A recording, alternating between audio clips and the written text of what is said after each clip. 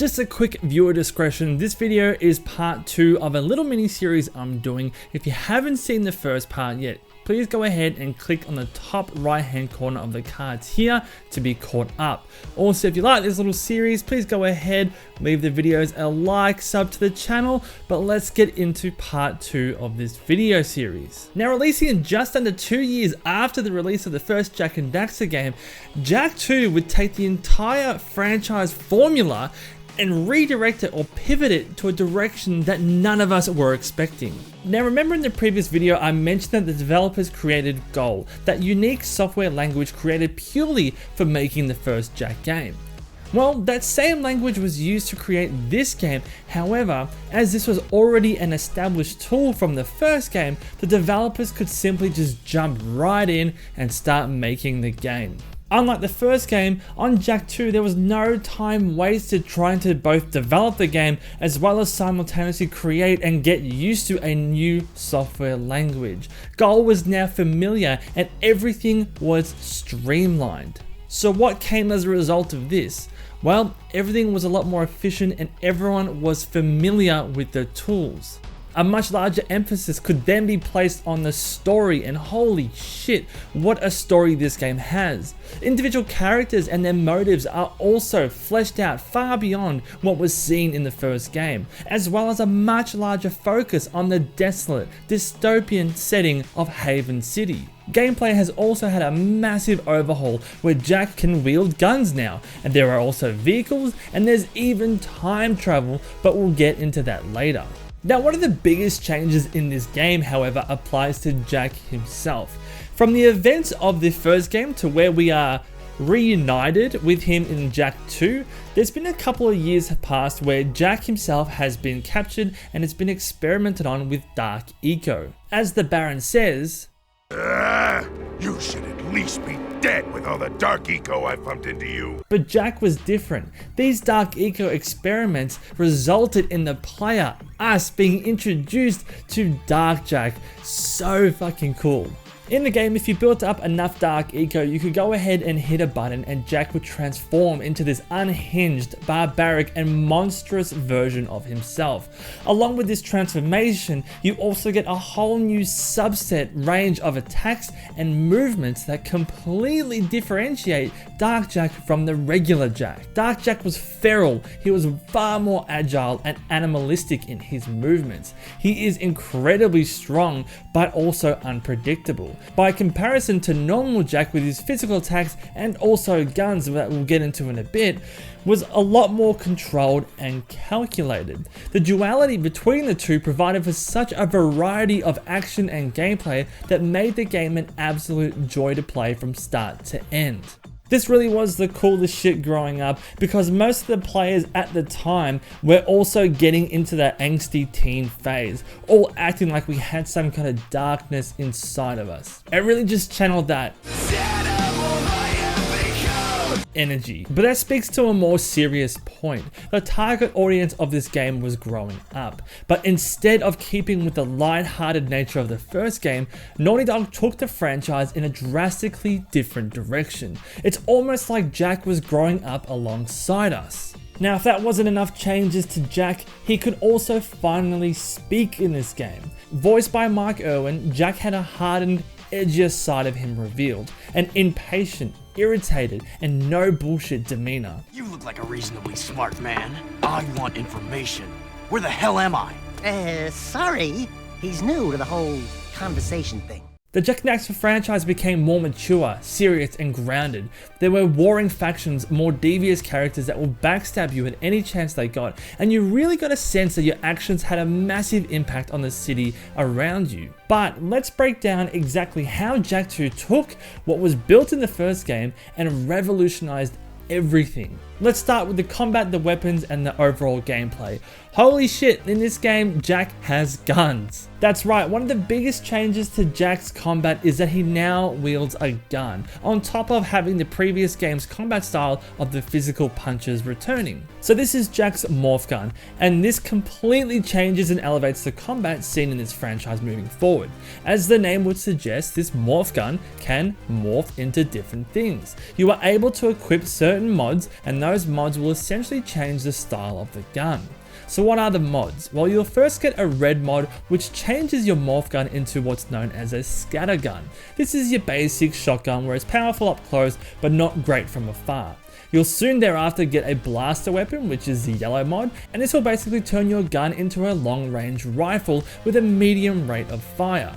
Now, one of the main criticisms I have about this game is that those two guns that I just mentioned are given to you fairly early on in the game, but it's a long wait in between to get the next two. You can kind of see the thought process behind giving the player a very strong short weapon and a long range weapon, as well as mixing that with your physical attacks as regular Jack, and on top of that, all the attacks that you get with Dark Jack. It gives you a plethora of choice when it comes to combat and making combos, but I would just prefer if those guns and the way that they were given to you is sort of spaced out a bit more evenly. The next gun you'll unlock is the Vulcan Fury, which is the blue mod. This is basically like a minigun that focuses on pushing in as many bullets as possible. But the trade-off is that it's less powerful than other guns, and it seems to waste more bullets if your accuracy is not top notch.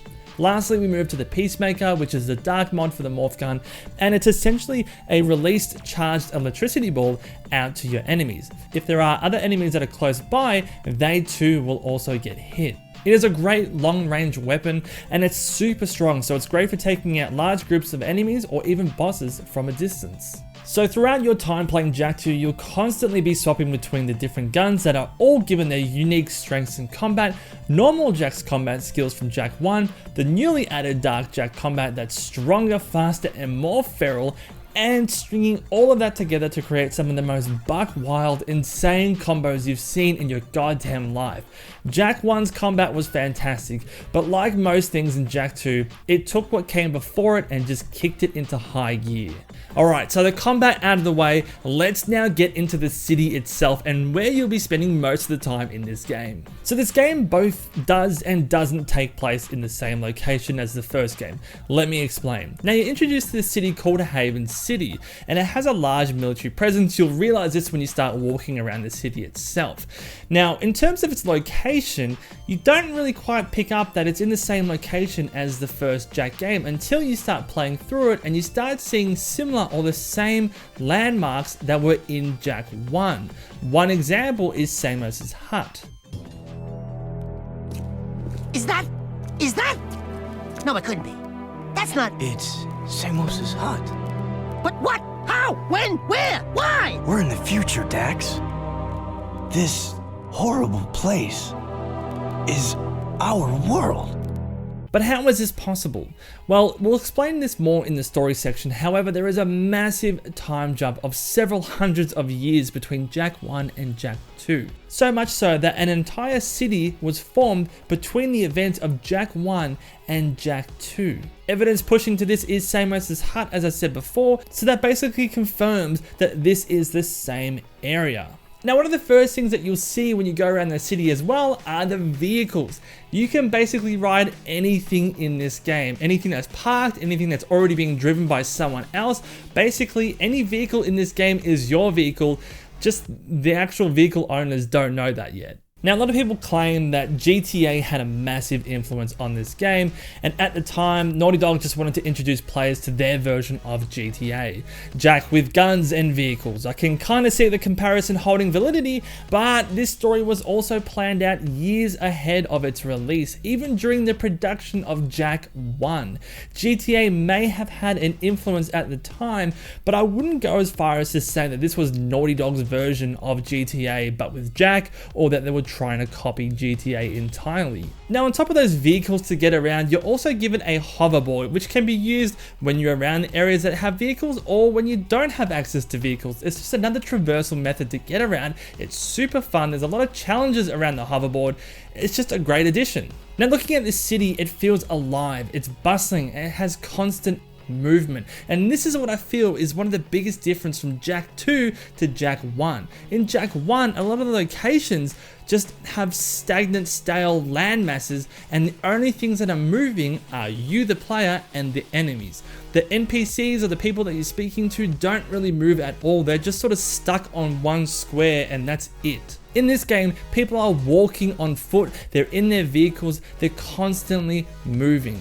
Now yes, crucial NPCs will stand at their specific locations to activate missions, but the others who fill in the town will go about their day. I'm sure they're just on a very simple animation loop to circle around a particular area, but with the density of NPCs present in the game, it gave Haven City such a different atmosphere to what we're used to. Instead of Jack feeling like he was the most interesting thing on the island back in Jak 1, Jak 2's city felt like it had a huge presence in and of itself. Now, like Jak 1, there are also other locations that offshoot from the main central location. Heading down into the sewers, different areas of the city, over to Dead Town, or even into the Haven Palace always offered a nice change of scenery to keep the game feeling fresh and never stale. So, bigger cities, vehicles, hoverboards, iconic buildings that simultaneously hint to the previous game and also to the wider story being told as you're playing, a constantly moving population that makes the city feel alive. Yeah, it's pretty safe to say that the game's setting and locations were wildly revolutionized. Now, I won't get too much into the story because this video is already long enough, but it basically starts right where Jak 1 finishes. Kira is also testing a Rift Rider, which opens up and reveals a new character by the name of Core. Jak then flings the team at Core through the Rift Rider and sends everyone several hundreds of years into the future. Yes, this game introduces time travel and is done in such a good way. You'll hear characters like Samo say at the start of the game, So this is how it happened. and also, Find yourself, Jack! now these things on their own are quite peculiar, however when combined with the larger story upon completion, it gives players a much wider picture and understanding as to what was going on and what had actually been planned from the start. Now the team does get separated. Jak is experimented on for a few years, as I said at the start of the video, with Dark Eco, which resulted in him turning into Dark Jak, and throughout the game you also perform tasks for some pretty devious characters, all while Core is hiding in plain sight and is looking for a precursor stone. The twists and turns in this game were simply amazing. Now, we're getting into heavy spoilers here, so if you haven't already played this game that's 20 years old, maybe switch off. Don't you recognize him? The boy is you, Jack. And this place, this is where you began, in the future.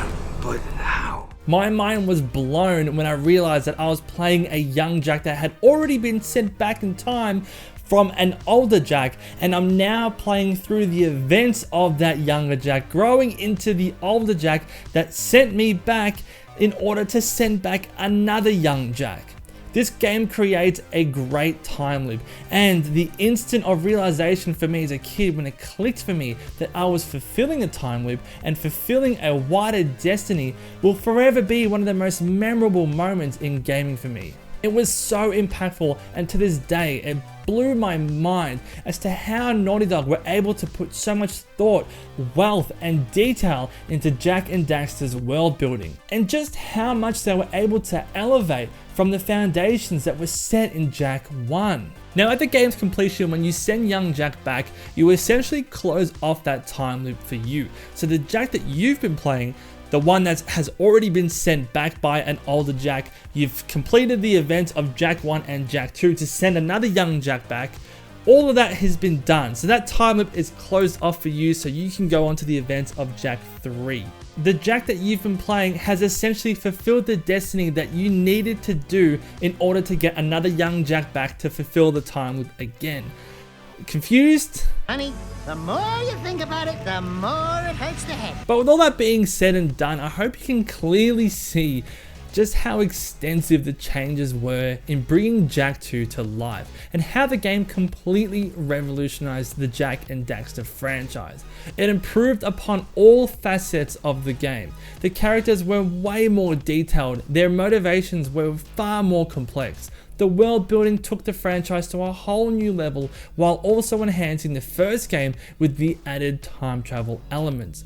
Combat traversal, city settings, new abilities were also fantastic additions that again revolutionized the entire Jak and Daxter franchise. But let me know your thoughts on Jak 2. Do you feel, like me, it revolutionized the entire franchise and put it on a new path, one that I never would have predicted this franchise going down? or do you feel like it was one of the weaker entries into this franchise? I also want to thank the people on screen now for going above and beyond and becoming a Ko-fi supporter. If you want your name at the end of these videos and to also be receiving these videos early, consider becoming a Ko-fi supporter. Link to that is in the description below. As always, if you like the video, please go ahead, leave it a like, share it to a friend, and subscribe to the channel. Next one, we're going to be getting into Jak 3.